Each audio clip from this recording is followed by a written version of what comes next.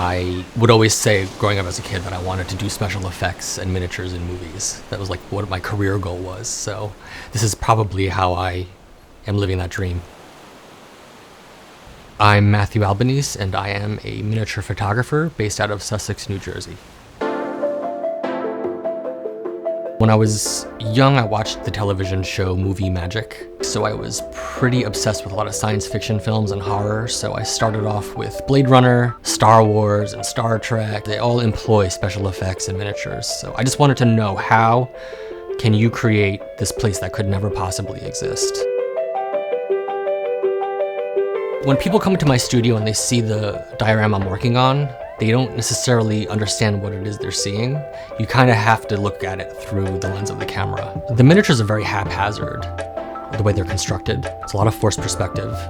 It's like a large object in the foreground doesn't necessarily make it look large. You know, it depends on the context of everything that you're putting together. I'm all about the illusion. Creating the illusion and using the special effects, if I have to use any special effects in there. Fake fog, plasma lamps, the trickery of the eye, the smoke in the mirrors and all that stuff. I think it excites people.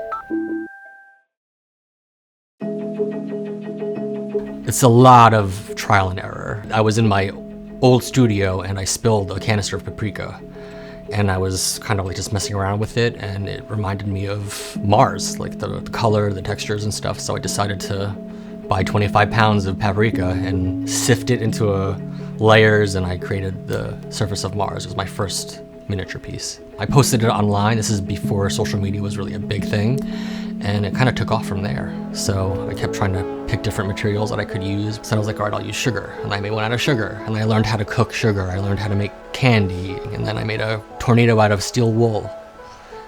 And then that went crazy. So I just kept going at it and going at it.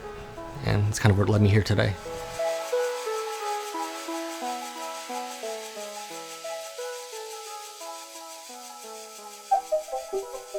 I'm always thinking about it. It's natural at this point, where I'm always just like, I wonder what that could be. Oh, that reminds me of this, or that reminds me of that. You pretty much name it. You open a kitchen cabinet and there's something in there I could use. Paprika, any kind of spices, baking soda, I'll cook sugar, different kinds of paper, snakeskin, leather, paints. I created the surface of the sun actually using convection. So you can see the cells rising and falling, just like it would on the surface of the sun, just in oil and mica powder. There's really nothing that's off the table. I let the universe tell me what to make when. Like, I have this idea for the lighthouse, and then I meet a new friend who has a lighthouse tattooed on them. I'm like, all right, you know what? I'll make the lighthouse. It was, for me, an exercise in timing, because I'm gonna be throwing powder to simulate water, a wave crashing into it. It's probably one of my favorite things to emulate.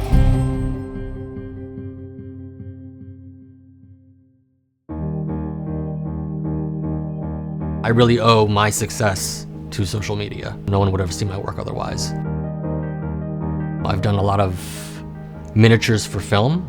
They scan them into a computer and then they project them behind the actors on LED screens. I created an actual physical diorama for Planet Word in Washington, DC. And I also exhibited in Germany a few years back, this big traveling show, specifically miniature and photography. And it was this big show, and they had some really fantastic artists that I was really excited to show with. We all run into each other at some point, and I've exhibited with a bunch of them many times. So artists like Laurie Nix, Dieter Masad. There's another artist, Adam Makarenko. He's a really great miniature artist as well that I talk to constantly. There's a community of miniature artists that do what I do.